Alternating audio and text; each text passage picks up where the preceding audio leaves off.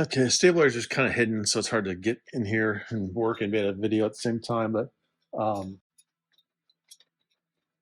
the bolt is directly behind this bar, and then there's a bracket on the nut side. Oh, the nut's got a keeper on it, so don't need to do that one. So see if we can find a way to, this will break loose with a, it's on there pretty good.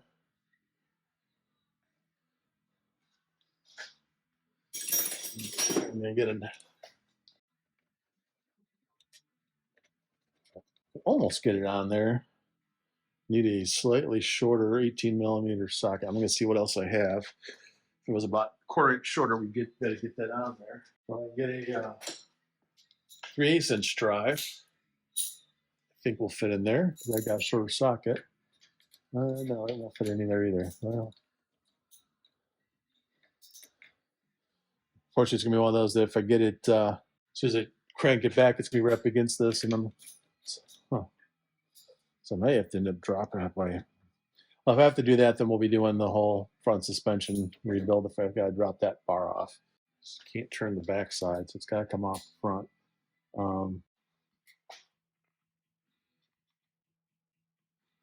little bit of PB blast in there. I already did this side.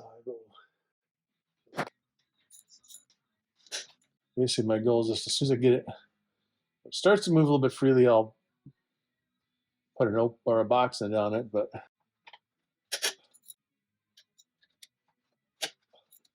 I think these aren't even that old because it's a Rancho stabilizer too, so it's newer.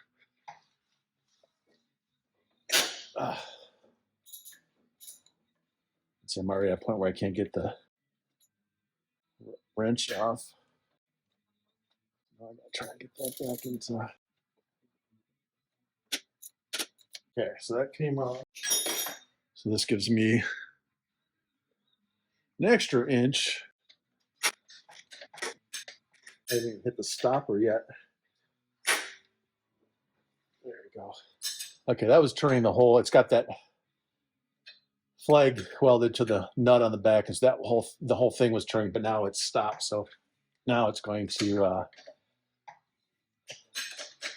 come off. It's just gonna be slow. It's got about a quarter inch of thread sticking out the other side of the nut, so I gotta take all that to work through all that, and then probably have to go clean this one up. It's gone.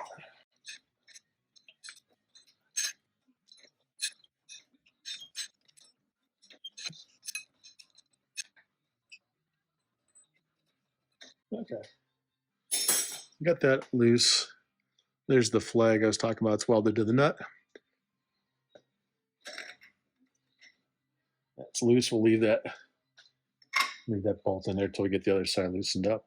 Basically, right here is the back side of the nut that's connected to it. It looks like it's welded on. This one looks pretty clean, so hopefully it'll come off a little bit. Yeah, this one's coming off good.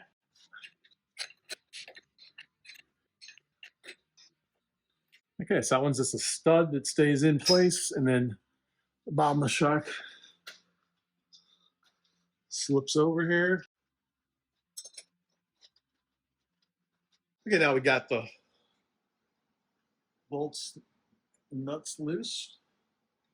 Should be able to move the old bar.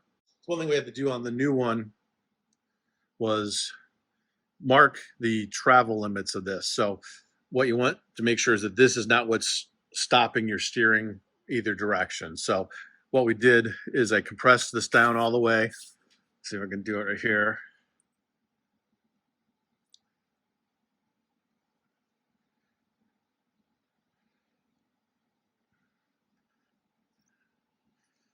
And I took a Sharpie and I kind of drew a line right where that one goes.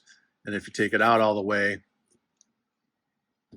so once it's out all the way, you can see I put a line there, and then that will be our marks.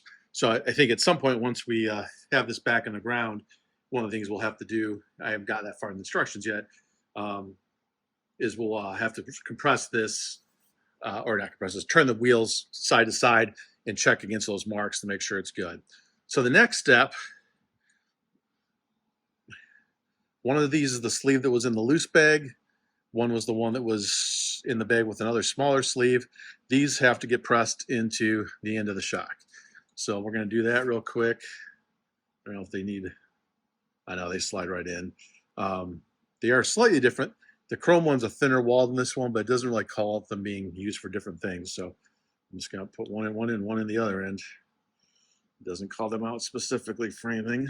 Okay, for the 2010 current JKs, the instructions now skip a bunch of steps. Instead of going to step 4, we go to step 12. And first step in that one is to loosen this 15 millimeter nut here, and then make sure that this bracket is parallel to the ground. Well, it already is, so I'm not going to do that right now. What it doesn't say on here is whether you should be doing this with the wheels on the ground or not. Doesn't call it out. So I am going to, what I'm going to do is just, the next step is to mark it, the current location of it.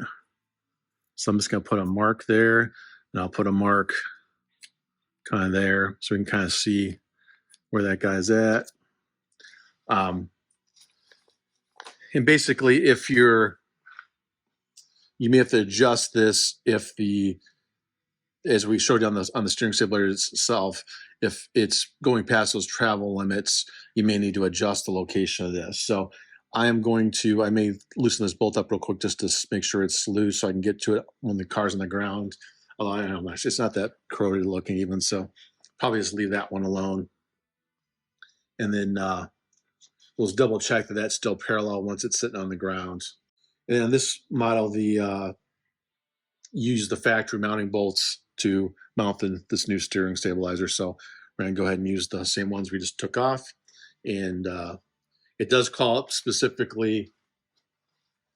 Show you.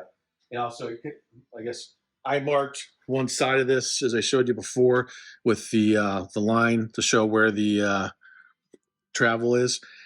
Then after I read the instructions further, again, I probably should read the whole thing, but these instructions jump around so much it's kind of hard. They want the dust boot over here on the axle side of the mount. So when I did that, my markings would have had the writing on this upside down in the front. So I just went ahead and marked the other side. So not a big deal, but prefer they have the writing so it's actually readable. If not else, why I have writing on there. So all we're going to do is put that on there, let it hang there for a second.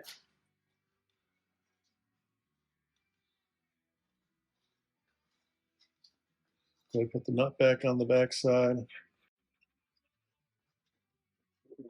Pull this out here.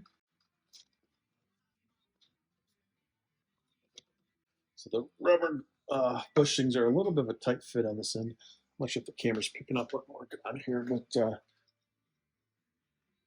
kind of barely.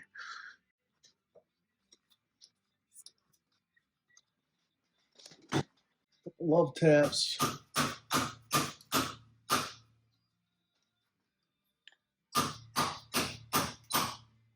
Get that up. It's aligned.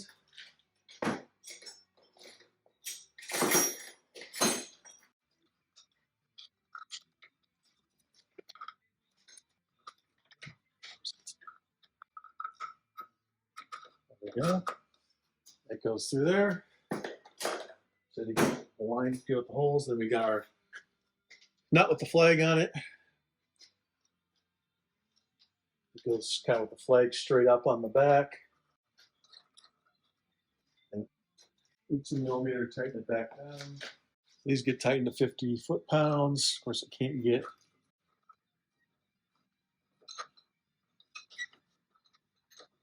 a torque wrench on this one, so we'll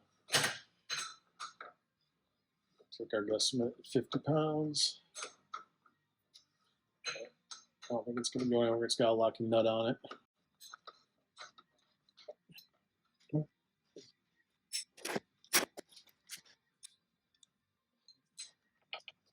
When Torque this one down to 50 pounds as well.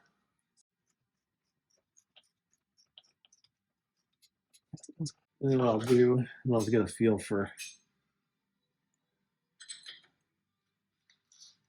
what that 50 pounds feels like on this end.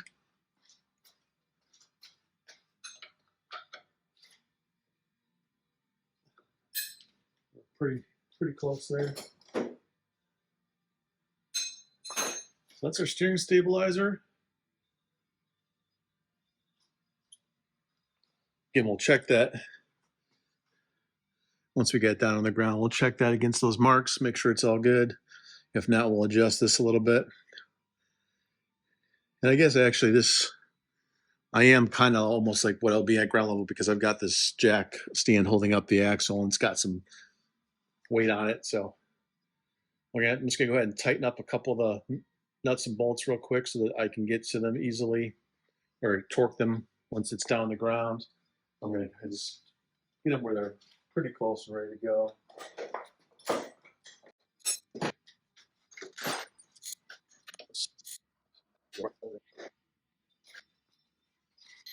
Yeah, it's the 21 socket I had out here.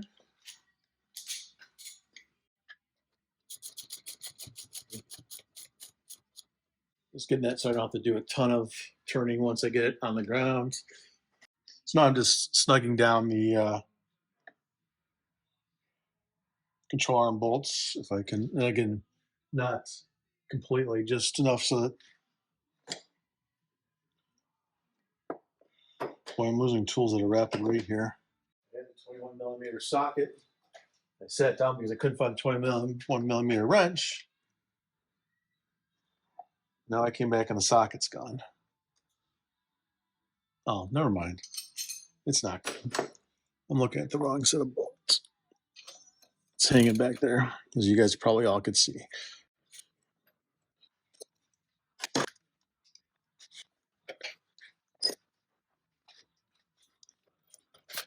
Really can't seem to win here today. There we go.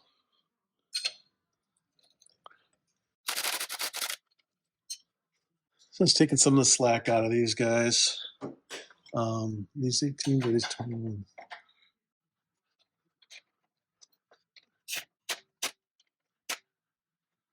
Yeah, all I'm doing here is trying to make sure that I got, I'm able to get to all these bolts easily once this thing's down on the ground. I don't spend a lot of time trying to crank on them. I'm just going to repeat the process on the other side.